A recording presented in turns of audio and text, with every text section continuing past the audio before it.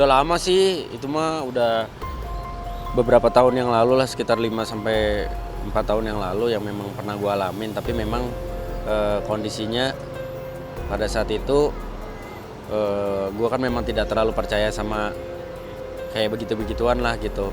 Kerasa banget sih memang berusaha mendistract hubungan gue sama istri gue, hubungan gue sama anak-anak gue, terus kerja juga jadi nggak bener, jadi ya itulah. Kita berawal dari masalah santet itu kan bukan dongeng, bukan cerita. Bahkan kalau kita mau flashback ke masa lampau, sihir itu sudah ada sejak zaman Nabi. Oke, kita menyikapi masalah ciri-ciri santet.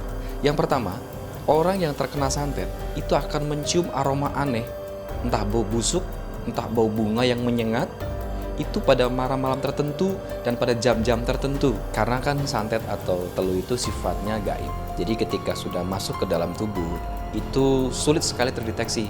Sebab hanya menggumpal berbentuk energi yang sangat-sangat negatif.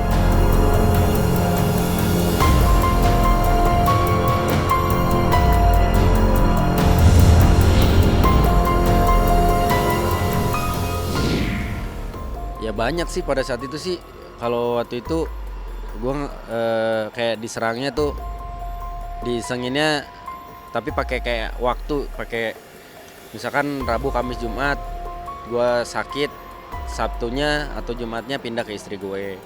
Terus berserang 2 minggu kembali terjadi lagi, sama waktunya Rabu, Kamis, Jumat, ntar Sabtu pindah ke istri gue gitu. Jadi kondisinya seperti itu gitu. Gue ngelihat istri gue males, istri gue ngelihat gue males, terus istri gue tiba-tiba bilang pengen pisah. Padahal kita lagi nggak ada masalah, nggak ada apa-apa gitu. Jadi pada saat itu gue berpikir, ada orang yang berusaha untuk isengin gue gitu. Ketika dia mengalami sakit, di saat dicek ke medis, tidak terdeteksi. Dia mendengar banyak bisikan-bisikan aneh yang menyuruhnya bunuh diri atau menyuruhnya melakukan hal-hal yang di luar akal sehat manusia.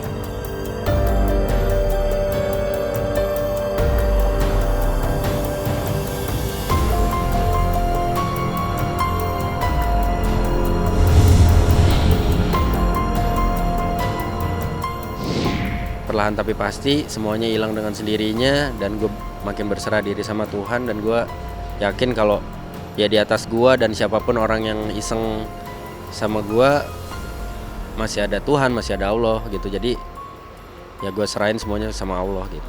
Ya karena gue tahu pada saat itu gue lagi mulai sadar gue lagi diisengin, jadi ya gue sama istri gue akhirnya saling menguatkan bahwa ada apa ya, nih kok bisa begini nih, ini nggak bener nih gitu.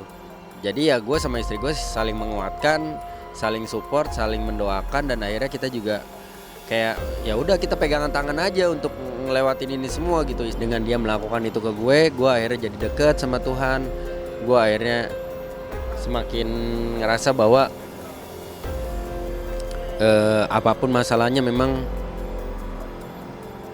ujungnya ya kita cuma bisa berserah diri sama Tuhan.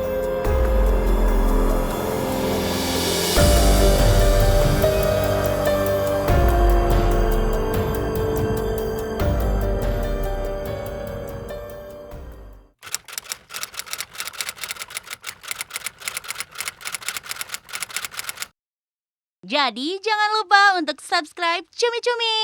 Ditekan ya tombol lonceng merahnya.